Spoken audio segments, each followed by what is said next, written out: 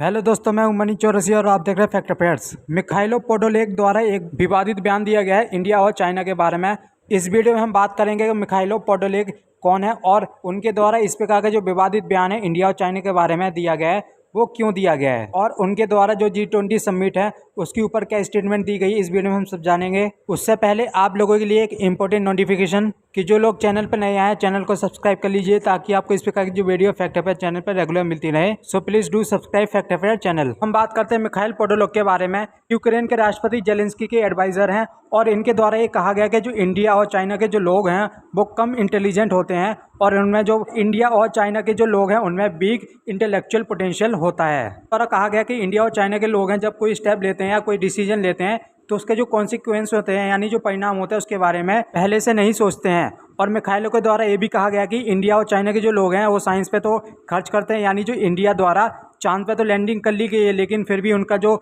Intellectual potential है वो बहुत ही कम है। China ask Ukrainian official to explain his remark of India China on Ukraine issue. China द्वारा ये स्पष्ट कर दिया गया है कि जो यूक्रेन है उसके द्वारा जो स्टेटमेंट दी गई है उसका आपको कारण या फिर जो स्पष्ट रीजन है वो देना पड़ेगा। यूक्रेन को एक्सप्लेन करना होगा कि ये जो उनके द्वारा स्टेटमेंट दिया गया है वो क्यों दिया गया है और किस बेसिस पे दिया गया है। मिखाइलो द्वारा इस प्रकार का जो स्टेटमेंट है उसका देने का एक रीजन है, वो रीजन है इंडिया द्वारा जो न्यू दिल्ली डिक्लेरेशन है उसको पूरी सहमति के द्वारा जो वर्ल्ड है यानी जो 20 कंट्री द्वारा एक्सेप्ट किया गया था, जिसमें जो रशिया है उसके ऊपर जो इंडिया उसने खुले तरीके से कुछ एक्सप्लेन नहीं किया था। यानी जो प्राइम मिनिस्टर मोदी द्वारा यूक्रेन युद्ध को लेकर जो रशिया उसकी आलोचना नहीं की गई थी और जो वर्ल्ड है उसके द्वारा भी जो आलोचना वो नहीं की गई थी। इसलिए रशिया के विदेश मंत्री लेवरोव द्वारा ये कहा गया था कि G20 समिट में जीत हुई है क्योंकि जो G20 समिट है उसका यूक्रेनीकरण नहीं किया गया है। भारत द्वारा ये भी स्पष्ट कर दिया गया था कि दोनों देशों को जो शांति बनाए रखनी चाहिए और डिप्लोमेटिक तरीके से जो अपने रिलेशन है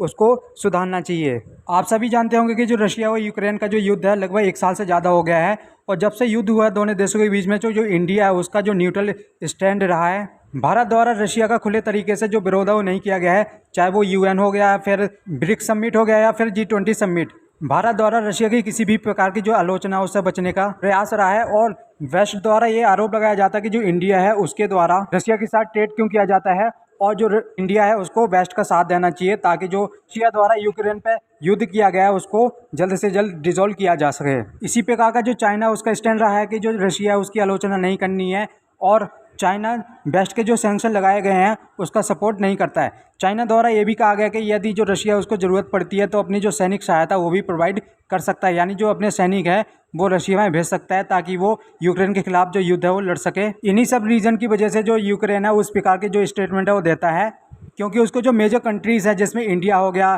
तुर्की हो गया, फिर जो चाइना है उसकी तरफ से उसको सपोर्ट नहीं मिल रहा है और उनके द्वारा किसी भी प्रकार की जो आलोचना है रशिया की वो करने से हमेशा बचते आ रहे हैं। आप देखना होगा कि जो इंडिया है और चाइना है वो किस प्रकार का जो एक्शन है यूक्रेन के खिलाफ लेते हैं कि दोनों देशों के जो लोग हैं उनमें बिग इंटेलेक्चुअल पोटेंशियल है, यानी उनका जो IQ लेवल है और सोचने की जो क्षमता है बहुत ही कम है। So that is the end of video. अगर आप चैनल पर नए आए तो चैनल को सब्सक्राइब कर लीजिए ताकि आपको इस प्रकार की जो वीडियो फैक्ट अफेयर चैनल पर रेगुलर मिलती रहे।